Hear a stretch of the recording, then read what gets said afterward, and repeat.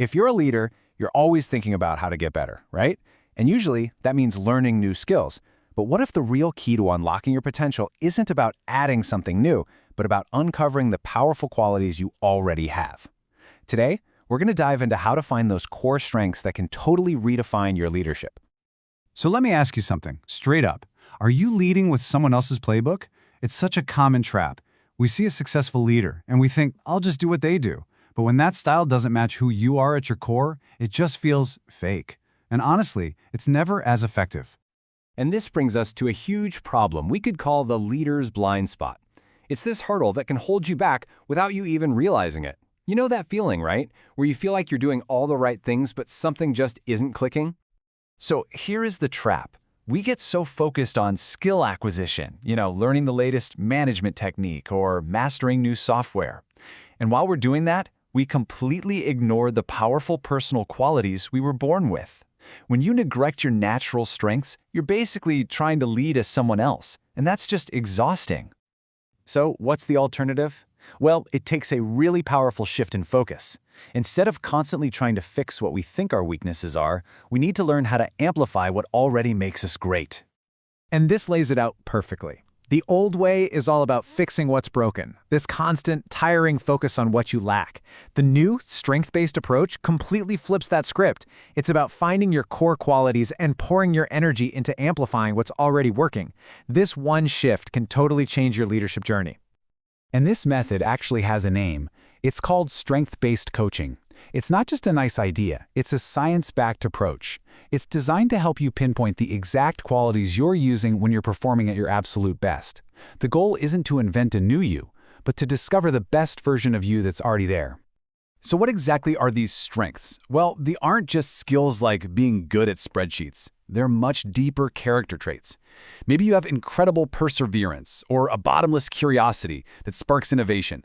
Maybe you're super decisive in a crisis or just wildly creative. The key is finding what is uniquely you. Okay, so we've covered the what and the why. Now let's get down to the how.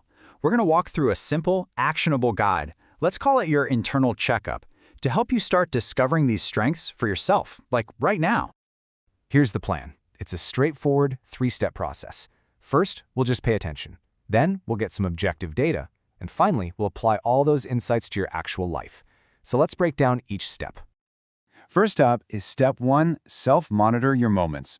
This is all about active observation. For 1 week, your job is to be a detective of your own experiences. All you need is a simple logbook or even just a note on your phone. And as you log your week, don't just list what you did. Pay attention to the things that genuinely gave you energy instead of draining you. Write down experiences that felt really positive and successful. And most importantly, try to name the inherent strength you were using in that moment. Was it your patience, your strategic thinking, your empathy? Okay, once you have a week of your own personal notes, you're ready for step 2, taking a formal assessment. This adds a structured, objective layer of data on top of what you've already observed in your journal. For a really credible and popular tool, you should consider something like the VIA survey. This kind of questionnaire is designed specifically to help you identify and even rank your most essential character strengths. It gives you a powerful vocabulary to describe what really makes you tick. All right, the final step is where we put it all together. Step 3 is to check your contexts. This is about taking all that awareness you've gained from your journal and your assessment and applying it to the real world. You have this list of your core strengths, so how do they show up in your life and your work? So now I want you to ask yourself this question. Look at your biggest professional goals, and then look at your list of strengths. How can your natural perseverance help you push through that really tough project? How can your creativity help you solve that nagging problem? This is all about consciously using your strengths as tools. By combining this self-awareness with intentional action, you start to operate from a place of real authenticity and power. The whole point of this checkup is to find your best self and put it to work so you can achieve your absolute peak performance. So, the crucial point is this. Self-knowledge is the foundation of everything. You can learn all the skills in the world, but if you don't know your own innate strengths, you're leading with one hand tied behind your back. Knowing what you're naturally good at is the absolute key to authentic, effective leadership and to truly unlocking your personal best.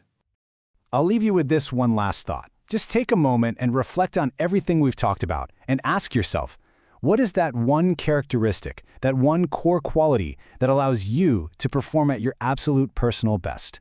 Find it, name it, and then start using it on purpose.